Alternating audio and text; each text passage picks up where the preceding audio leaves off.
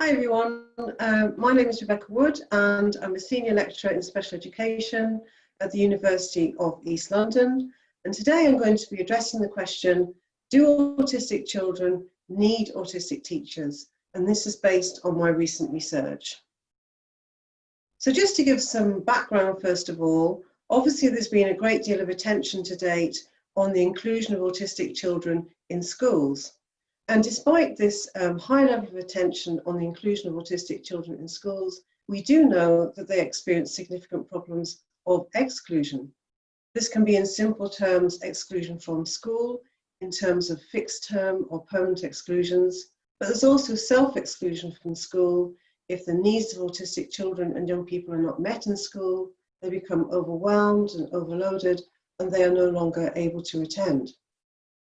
We also know that there's a great deal of within school exclusion, subtle forms of exclusion, even for children who are in school. They might have limited access to the classroom and spend very little time with their peers. They might not be able to attend after school clubs or breakfast clubs or even go on school trips. They might have limited access to the teacher and spend their whole time with the teaching assistant, for example. And they might also be on a partial or part-time curriculum or timetable. And of course, there are other more subtle forms of exclusion in terms of attitudes and expectations and the experiences of prejudice and stigma that some autistic children and young people experience in schools. Now, one of the main exclusionary factors for autistic children and young people is sensory overload and noise in particular. And they can also suffer from a general lack of understanding and a failure to provide reasonable adjustments according to their needs. Schools are also very complex environments socially, and certain autistic children and young people might struggle with that. Or it might be that they're not able to socialize in school in the way that they would like to be.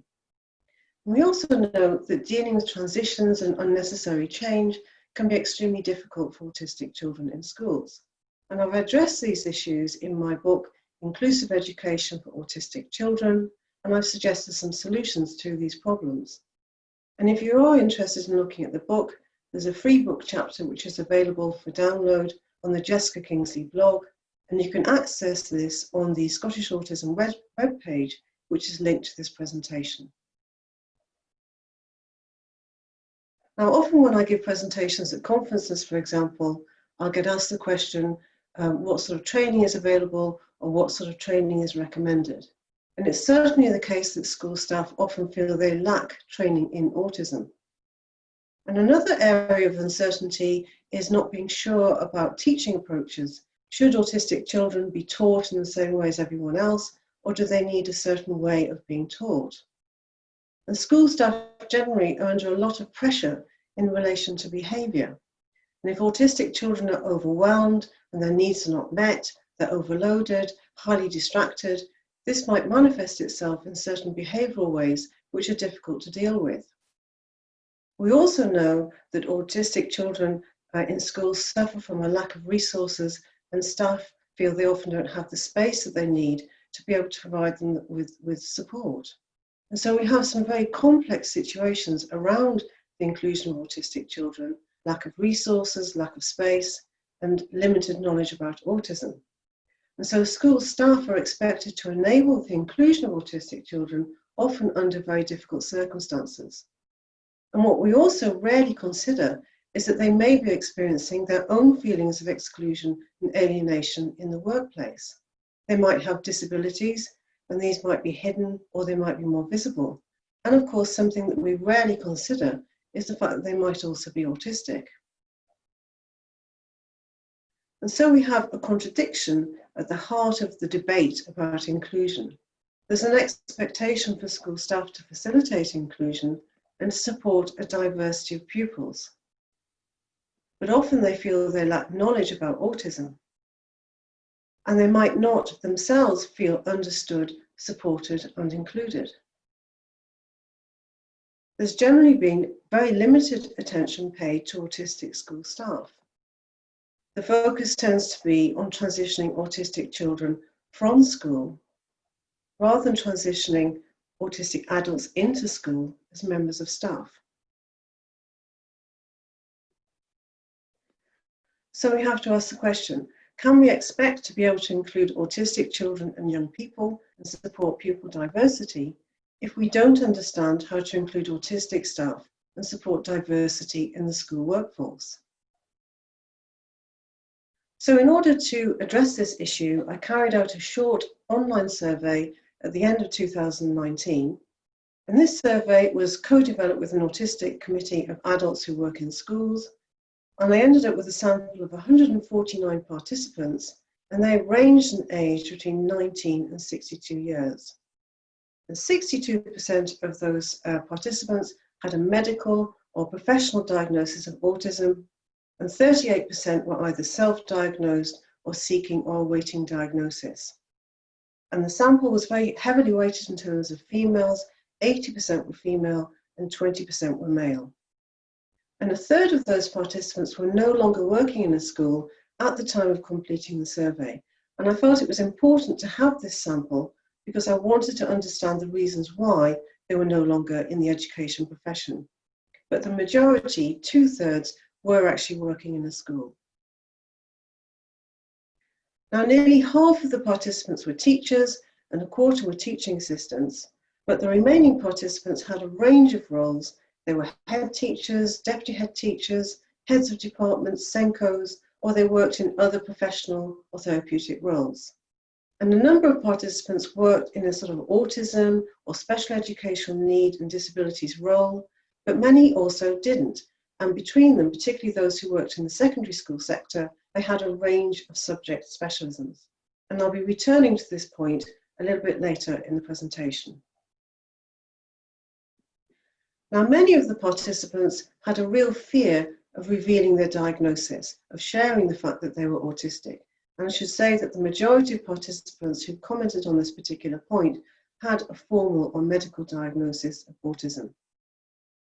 40% of the participants who were no longer working in schools said that nobody at all knew about the autism diagnosis. And it was a low percentage for those who were working in a school, that was at 18%.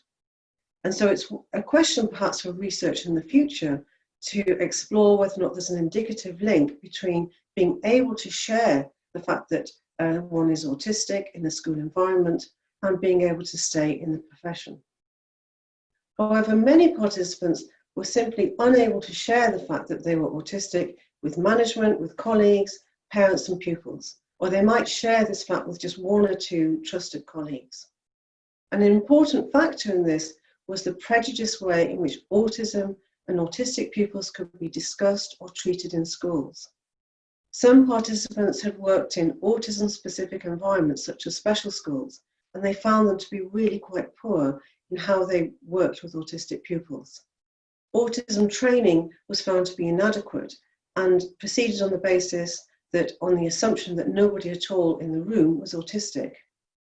And the fact that autism was discussed in a negative way or lacked information and insight, the fact that autistic children might be not very well treated was in itself distressing, but it was also had an additional impact in making them fearful of sharing their own diagnosis.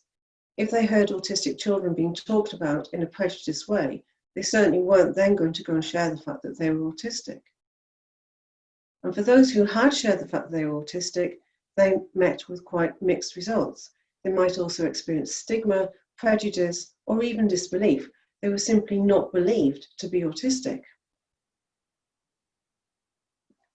Now, just as the school environment can impact in a very negative way on autistic children, it was the same with the participants in this study. Noise was particularly impactful for a number of participants, and other sensory impacts such as hot, smelly classrooms. Something that was mentioned a few times was busy corridors, particularly in break times. And of course, we know that break times are the busiest time of the school day. When children are out in the playground, they're thronging in the corridor, that kind of thing. And this meant that for some participants, break times were not really a break. And for myself, I used to be a teacher, and I know how very tiring the job is when you're in the classroom, and you really do need your breaks. And so for these participants who are going through the whole day with all of these sensory impacts and then not having any kind of a break from it, it really was extremely impactful. Another really important aspect of the environment that was difficult for the participants in this study was to do with change. Quite a few participants mentioned changing classrooms being very difficult to deal with. And for those who were teaching assistants, working with different children all the time, sometimes changing on a daily basis, was also found to be really difficult. A number of participants also mentioned last-minute changes, last-minute announcements from management as being very hard to deal with. These last-minute changes didn't give them time to process the information and to deal with the change in a way that felt comfortable.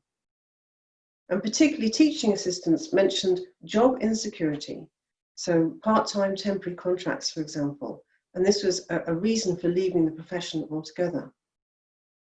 And some participants, even when they had confided in management, for example, with the fact that they were autistic, and management might promise certain adjustments, but they might not be delivered. So a certain kind of lip service was given to adjustments, but they weren't provided.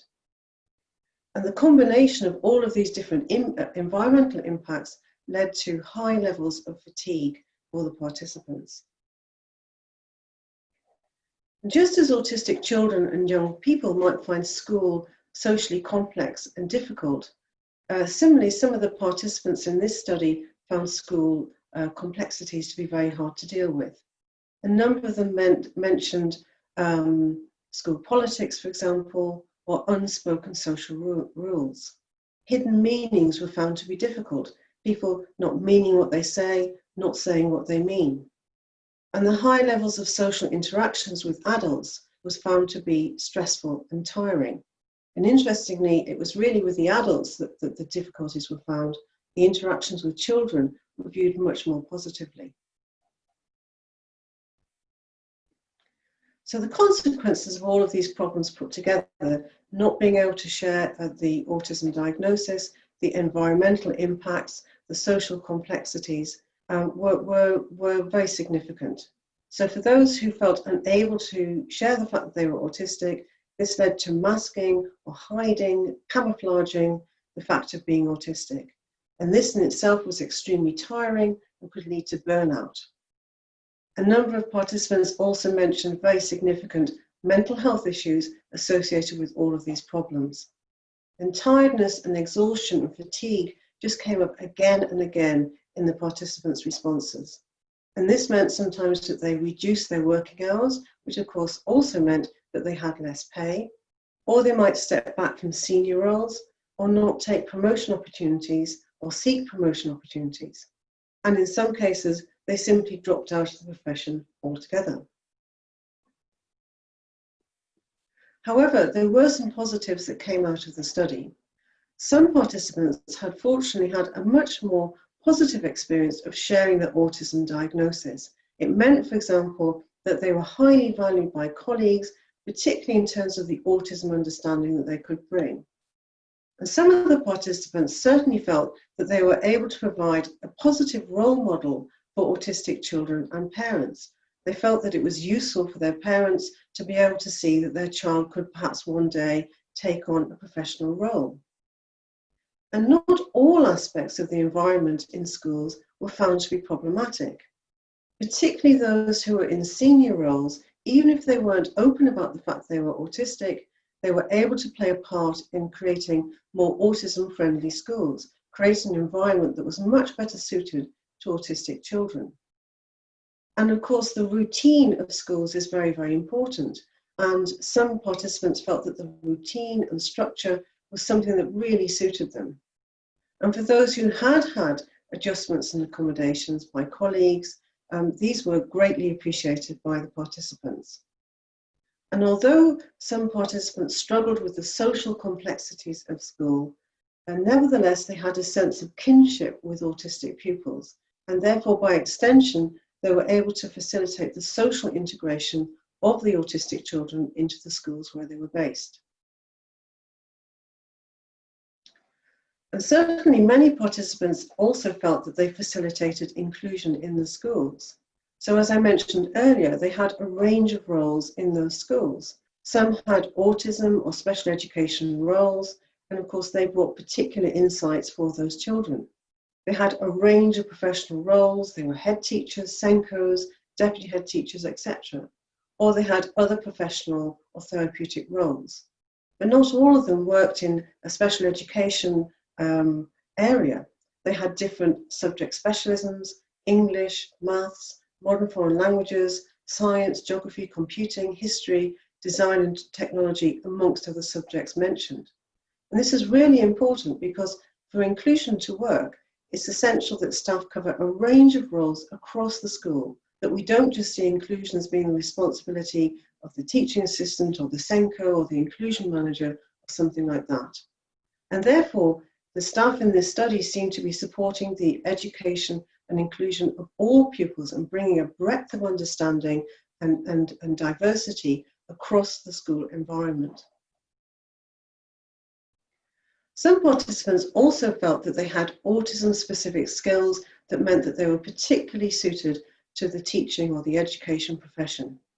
A number of them said that they were considered to be really good at their work. They'd been graded as outstanding, for example. They had a high level of attention to detail and analytical skills. They were able to bring a very intense focus. For some participants, the job was like a special interest, if you like, and they were highly motivated. And the word love was often used when they described their attitude towards their work. Although, of course, for some participants, this was also linked with a sense of sadness for having left or having felt that they were almost forced out of the education profession in some cases. So despite all of the problems that I've described, there was actually a high degree of job satisfaction expressed by many of the participants in the study, and a definite sense that autistic people can be particularly suited to the education profession when they receive the support and the understanding that they need. So what seems clear from this study so far is that the issues faced by autistic children and young people in schools impact just as much on autistic school staff, particularly around the problems to do with the environment, lack of understanding, stigma, and different subtle forms of exclusion. But what the study also showed is that autistic people can face multiple barriers in terms of entering the school education profession. Barriers in terms of training, recruitment, job retention, job satisfaction, and well-being. And it seems evident that we can't really facilitate the diversity and inclusion of children if we don't facilitate diversity and inclusion for staff. And so to return to my question that I asked at the very beginning of this presentation, do autistic children need autistic teachers? I think the answer to me seems to be yes, but also all children arguably need autistic teachers. So it seems to be indicated from this study that autistic school staff potentially have a great deal to offer the education sector. Autistic children, as I've said, need autistic educators, but so do all pupils. And this also suggests a different emphasis for staff training requirements. What school management must do, first of all, is to consider their own workforce, consider the expertise that lies within their own staff. But regardless, they must also ensure that they're providing the understanding, support, and adjustments for their staff before expecting them to provide that for pupils. And regardless of any benefits that having more autistic educators might provide to autistic children and other children in schools, it is in itself a rights issue. All adults have the right to reasonable adjustments in the workplace. And we need, therefore, a much greater focus on autism and employment in the education sector, which has been largely neglected to date. So the survey was the first phase of the study, and if you're interested in reading more about that, there is a summary report which is available as a free download on the University of East London repository under my name, or there's also a link to that, to the summary report on the Scottish Autism Wedge page linked to this presentation. So from October, we'll be moving into phase 2, and this is being funded by the John and Lorna Wing Foundation. So do look out for further research, publications and training events over the next year. And for phase 2, I'll be joined by co-investigators Professor Francesca Happe and Dr. Laura Crane, and also Alan Morrison from Autism Rights Group Highland will be joining us as our consultant. And he was a member of the committee that first helped me develop the survey in the first place. And we will also be recruiting an autistic research assistant. So finally, I just have some thank yous. I'd like to thank the survey participants for the fantastic insights that they brought into the study, as well as those who are now carrying out a follow-up interview as part of phase 2. I'd like to thank Scottish Autism for hosting this presentation and also to you for listening. And I've put my contact details there on the slide. You have my Twitter handle, The Woodbug, and also my email address at the university. Thank you very much.